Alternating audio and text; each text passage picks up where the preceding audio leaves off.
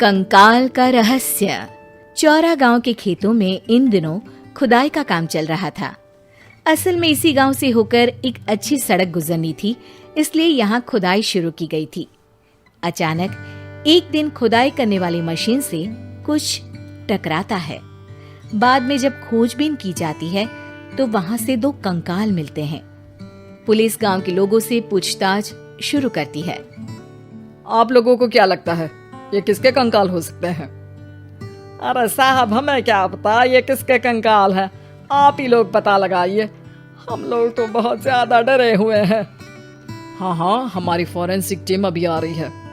ये बताओ कि इस गांव के रहने वाला कोई जोड़ा गायब तो नहीं ना? क्योंकि शुरुआती जांच में तो ये बात सामने आ रही है कि एक कंकाल किसी पुरुष का है तो एक किसी महिला का। साहब, हमें तो बहुत डर लग रहा है। ऐसे कंकाल मिलने का मतलब गांव के आसपास ही किसी की हत्या हुई है या फिर किसी को जलाकर मार डाला गया है। हाँ साहब, हम अपने परिवार को लेकर बहुत ही ज्यादा परेशान हैं।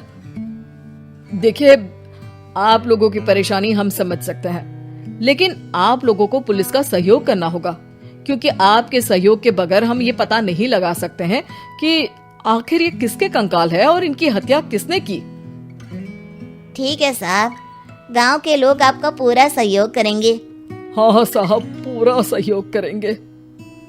तो फिर ठीक है, हम अपनी जांच शुरू कर देते हैं।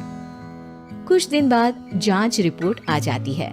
पता चलता है कि ये कंकाल करीब 20 साल पुराने हैं, यानी 20 साल पहले किसी जोड़े की हत्या कर शव को यहाँ पर दबा दिया गया था।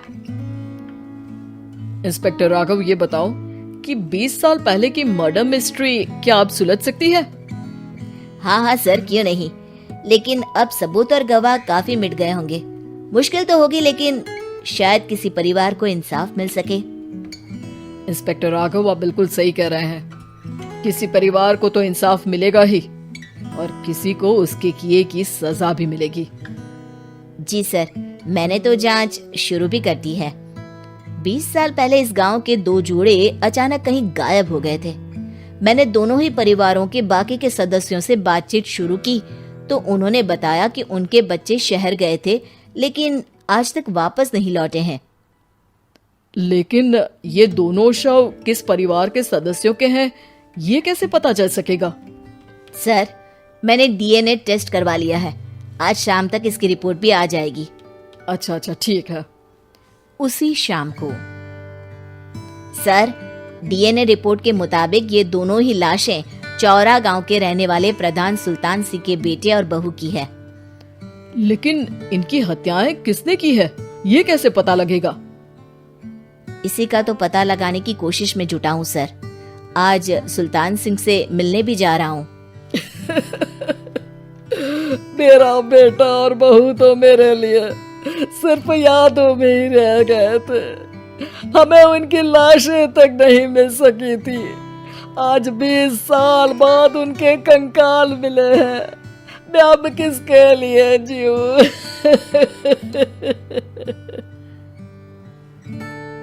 लेकिन सर, क्या आपकी किसी से कोई दुश्मनी थी?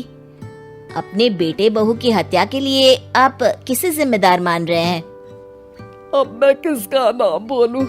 मेरी तो किसी से दुश्मनी नहीं थी, बस मेरे बेटे बहू को कोई वापस ला पाता।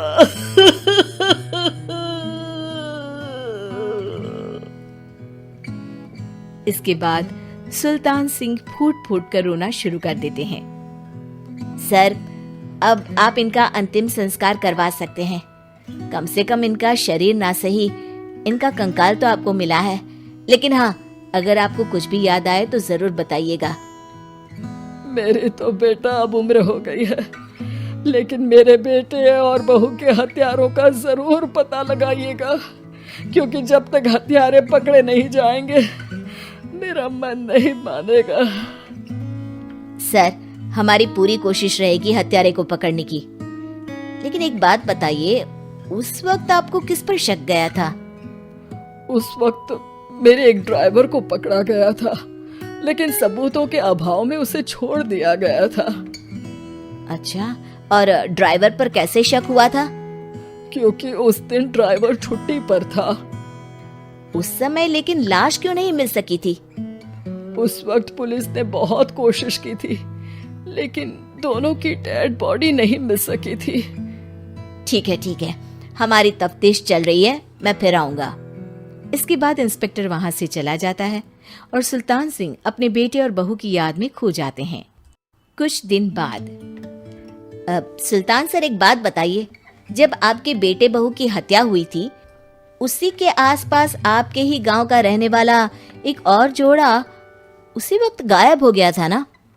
हाँ सर, अलका और अभिषेक, वो भी मेरे बच्चों जैसे ही थे। तो फिर वो कहाँ है?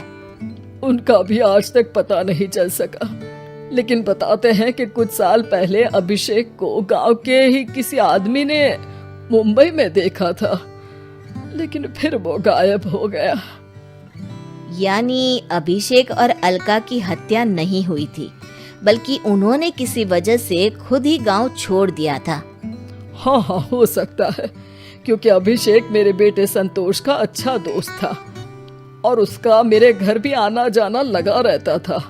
हो सकता है कि उसने मेरे बेटे और बहू के बारे में सुन लिया हो और ये गांव छोड़ दिया हो सकता है। उनके परिवार का कोई अब नहीं रहता क्या इस गांव में? अब तो कोई नहीं रहता।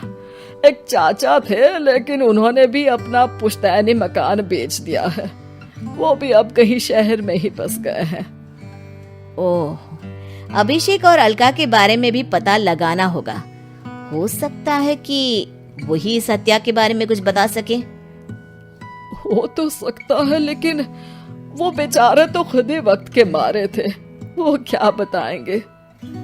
फिर भी सर, जब केस दोबारा खुला है तो जांच तो करनी ही पड़ेगी, और इस बार तो लाशें भी बरामद हुई है। कुछ दिन तक लगातार तफ्तीश चलती रही। एक दिन थाने से सुल्तान सिंह को फोन आता है। हाँ, कौन बोल रहा है? सर, मैं कांस्टेबल तुलाराम बोल रहा हूँ थाने से।